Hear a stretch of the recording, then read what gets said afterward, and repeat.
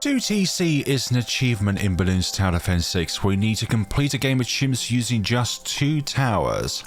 Today we're going to be doing this with the Pirate Lord and the Sky Shredder. Also, the spring/Easter season is here in 2025.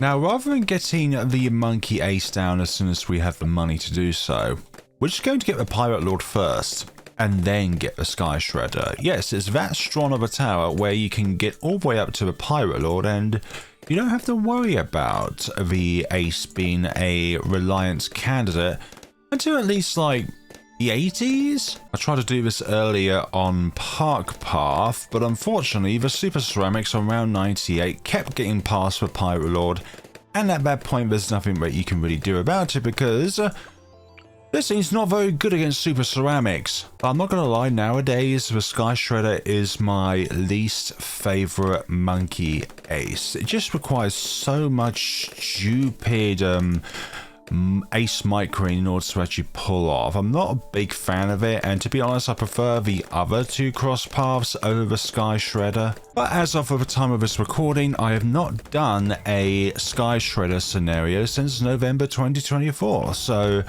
we are 5 months overdue when it comes to a Sky Shredder scenario. Yeah, and that video was the Lord of the Abyss Sky Shredder 2TC. You know, a tower that can actually do something against Super Ceramics. Okay, round 24, camo balloon no problem, got Crow's Nest. I do think it's a bit of a shame that several updates ago the cannon ship lost its dart attack, where nowadays it only fires with the cannons and the grapes. Imagine if Ninja Kiwi changed it so that when you get cannon ship you don't have any more grapes, but you do get extra cannon.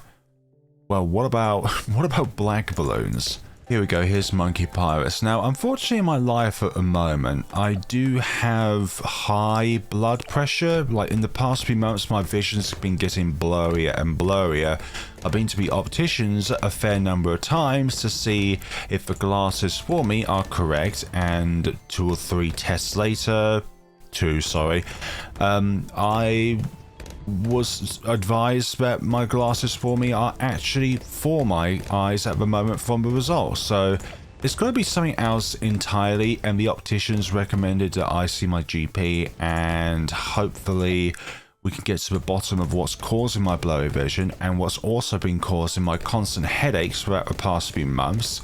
And the blurry vision and the headaches came about around a similar timing, so I think the two are definitely connected. And I've looked up hypertension on the internet, and it's like quite a lot of adults actually suffer, unfortunately, from high blood pressure. I don't deal with stress very well, and I'm unfortunately a very stressful person who finds it really hard to try and de-stress. It's like if somebody is just taking away the de-stress switch, and I cannot perform the de-stress in order to not be stressful about things. It's mainly work related.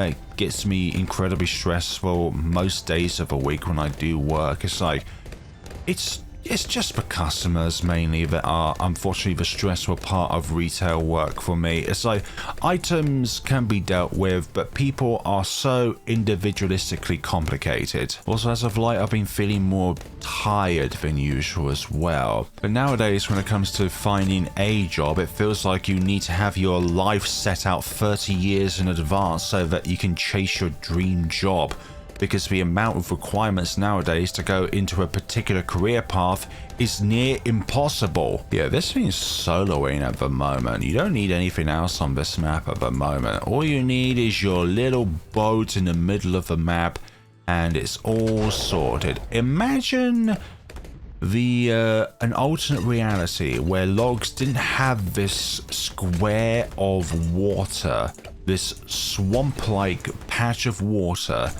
that enables certain things like this to be possible.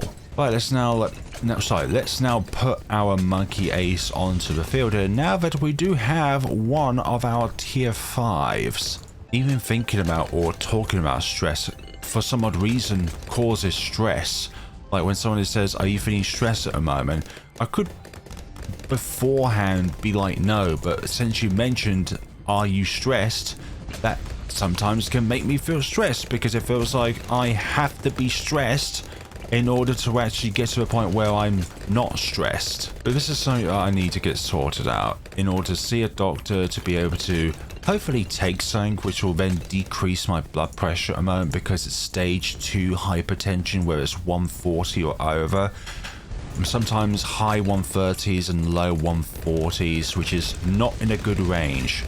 Not for somebody that is 31 years old as of the time of this recording. But for me personally, there's a combination of different things as to why I find life particularly stressful. Number one, I find learning new things in life to be incredibly difficult, especially as I get older. So, for example, when trying to learn certain skill sets in this game, not nearly as severe as, like, saying learning something in real life to get to used to for the first time and be able to go from there to be able to then increase your skill sets. But sometimes when it comes to like different micromanaging processes, take the ACE for example. I find this thing to be incredibly difficult in order to micromanage properly, and when people say that micromanaging this thing is incredibly easy, that's coming from the perspective of somebody that has mastered the art of being able to ace micro this thing. I think it's entirely wrong for somebody to be in the position to say that it's easy when you yourself have learned how to do it, because you have the experience to do it. You have the skill sets to do it. I like to think that there's a timeline where I rejected having even the crumb of ideas that going to retail as a means of doing a job and getting an income while also having autism is a good combination. It's incredibly stressful, and I find that trying to deal with multiple things at the same time is incredibly stressful. I cannot prioritize multiple things at the same time. That feels like that both colleagues and management feels like they have an impossible amount of expectations that are thrown upon me, even when it feels like they're not even saying those kind of impossible possibilities. But it feels like sometimes when they push you forward or when they push you in a certain kind of direction, it's not directly telling you that you should be able to do all of these things at the same time. And sometimes I do get some really weird look from customers because of the way that I speak, because of verbal and physical dyspraxia. For some people, autism might be the best thing ever that's happened to them, and that is brilliant. But for me, unfortunately, it feels like it's been the one thing in my life that has always held me back. It's like, no, you can't do this thing because you have autism. No, you can't do that thing because you have autism. It feels like there's been a process throughout my entire life, directly or indirectly. I can just tell that round 98 is going to be an absolute nightmare for this scenario, because you're relying on Sky Shredder darts to be able to damage super ceramics. There are many darts, yes, but where they go is just everywhere, uncoordinated. Imagine Sky Shredder with never miss targeting. That would be a huge game changer. It would actually make this a very viable tower.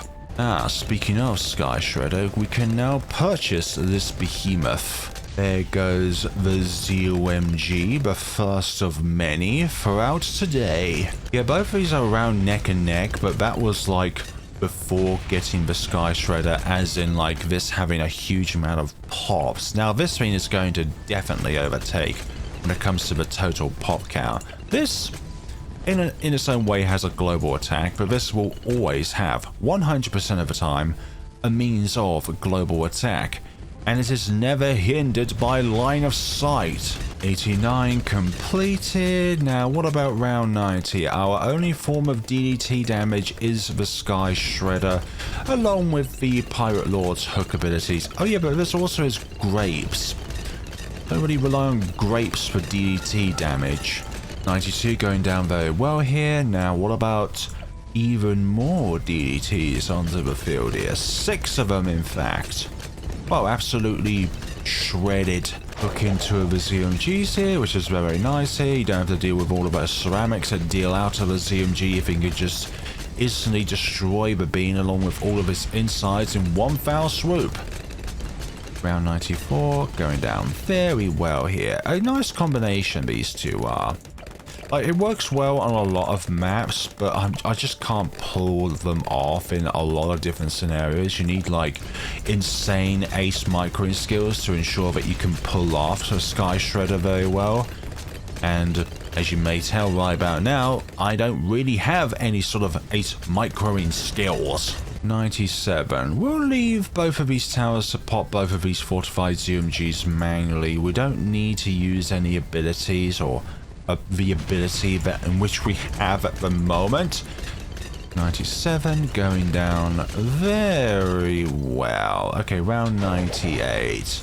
And I know that somebody's going to mention that the Azar Bomber 1TC can still be done. Again, I don't have those kind of ace microing skills, so if you're going to think that I can do that, then that's not going to be the case. Also, still a bit of a struggle.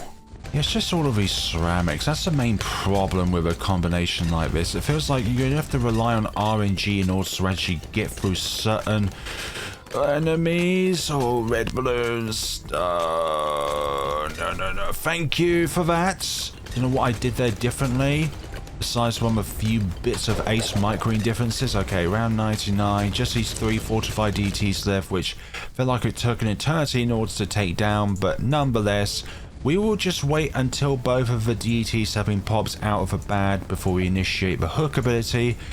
Because nowadays you can actually insta-kill the remnants of the bad using the Pirate Lord as long as the DTs are removed from the equation. Which I feel like is a very good thing. It gives this thing a bit more utility, but at the same... I totally botched up there. Well, let's try it again this time. And with it being this time, I will wait rather than just do that. There we go. Just wait a little bit, and then you can use your hook ability. But anyways, use just 328,999, like, pops. Like, this is damage. Pop. And this is pops. Damage, pops. However you want to call it, but that's the number of balloons on the screen. In a chimps game. So it was a little bit over, so there's definitely a few regrowths here and there.